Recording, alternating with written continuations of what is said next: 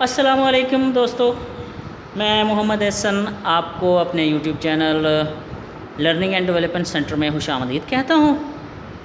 ساتھ ہی ساتھ میں اپنے نئے آنے والے دوستوں سے یہ التماس کروں گا کہ ہمارے channel learning and development centre کو سبسکرائب کریں اور اس کے ساتھ بیل کے بٹن کو بھی دبا دیجئے تاکہ ہماری ویڈیوز بذریعہ نوٹیفیکیشن آپ تک پہنچتی رہیں۔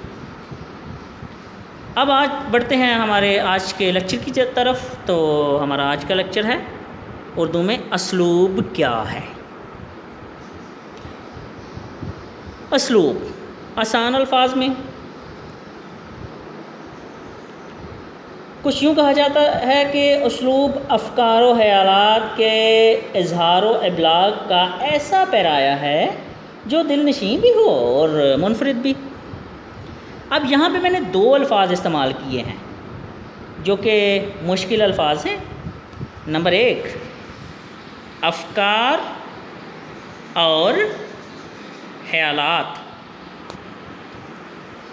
افکار کا مطلب ہے فکریں اور خیالات کا مطلب ہے خیال کی جمع ہے خیالات اور فکر کی جمع ہے افکار، یعنی کہ ہماری فکروں اور ہمارے خیالوں کو ظاہر کرنے کا طریقہ اسلوب کہلاتا ہے، اور ابلاغ کو انگلش میں ہم کہیں گے کمیونیکیشن۔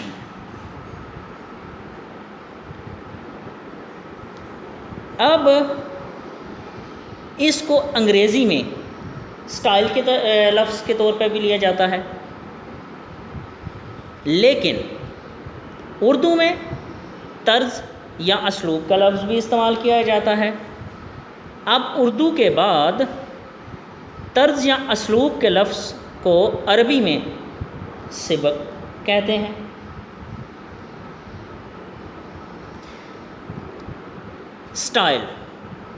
سٹائل انگریزی کا لفظ ہے، یہ یونانی لفظ سٹائلس سے نکلا ہے۔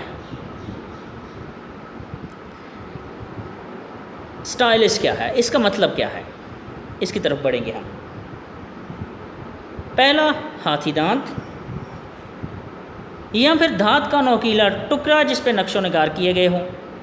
اب دھات کا نوکیلا ٹکڑا اور نقش و نگار سے کیا مراد ہے؟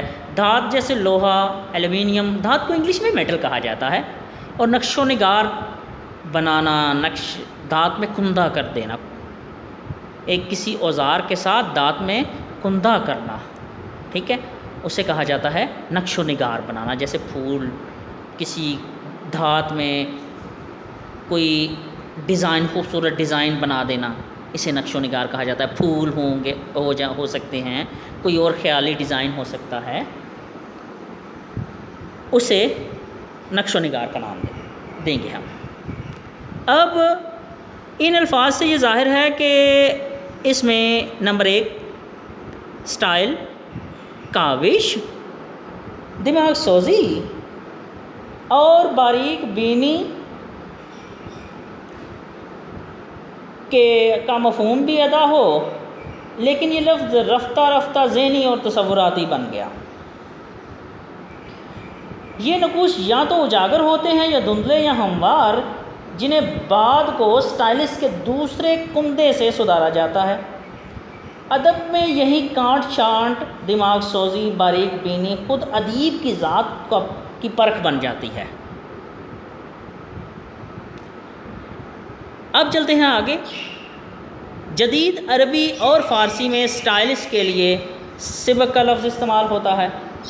اب جدید عربی یا فارسی میں سب سے پہلے اس کے اصل معنی کی طرف چلیں گے۔ سبق، ضربہ، یضرب کے لغوی معنی ہیں دھات کا پگھلانا، سانچے میں ڈھالنا، میل صاف کرنا۔ اب دھات کا پگھلانا، سانچے میں ڈھالنا، میل صاف کرنا، یہ کیا ہے؟ دھات کوئی بھی ہوگی، جیسے کہ لوہا، ایلومینیم ہوگا، کاپر ہوگا، اس کو جب بہت زیادہ ٹمپریچر پر گرم کیا جاتا ہے تو یہ لیکوڈ کی شکل میں آ جاتی ہے، مائع شکل میں آتی ہے، ٹھیک ہے۔ اب اس دھات کو جب ہم کسی سانچے میں ڈالتے ہیں، مولڈ جسے کہتے ہیں ہم، اسی سانچے میں ڈالتے ہیں تو وہ سانچے مختلف قسم کے ہو سکتے ہیں، جیسے دروازے بنتے ہیں، دروازے کی چادریں ہو سکتی ہیں۔ اس کے علاوہ مختلف قسم کے مجسمے ہو سکتے ہیں جو کہ بنے ہوں گے، دھاتوں سے بنے ہوں گے۔ اب دھات میں اگر کوئی گندگی ہوگی تو وہ بھی گرم کرنے سے صاف ہو جائے گی۔ اس کے عربی میں اسلوب کے جو معنی بنیں گے وہ یہ بنیں گے۔ اب اصطلاحی معنوں میں زندگی کے نشیب و فراز کو رنگ و آہنگ کے ساتھ الفاظ میں منتقل کرنا حتیٰ کہ اس میں انفرادیت، پختگی اور پائیداری پیدا ہو جائے، یہ اصطلاحی معنوں میں اس کا اسلوب کا مطلب کہلائے گا۔ اب اس کے مطلب کو مزید سمجھنے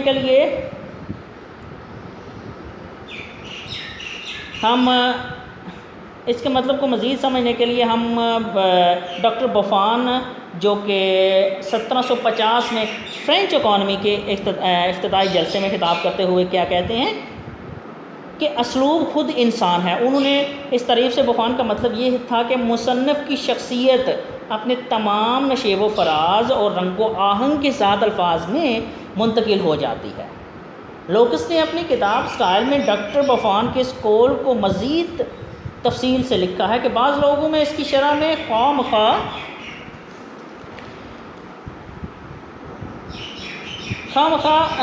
گھنجک پیدا کر دی ہے۔ اس طرح ڈاکٹر بوفان اصل میں ایک بایولوجسٹ تھا، اس لیے اس نے یہ جملہ استعمال کیا۔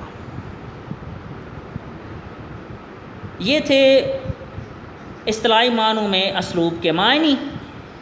اب میں آپ سب دوستوں سے یہ گزارش کروں گا کہ ہمارے چینل کو سبسکرائب کریں اور اس کے ساتھ بیل آئیکن پر بھی کلک کر دیجئے تاکہ ہم سے براہ راست جڑا جا سکے۔ تو دیکھتے رہیے لرننگ اینڈ ڈیولپمنٹ سینٹر۔ مجھے اجازت دیجیے، اللہ نگہبان۔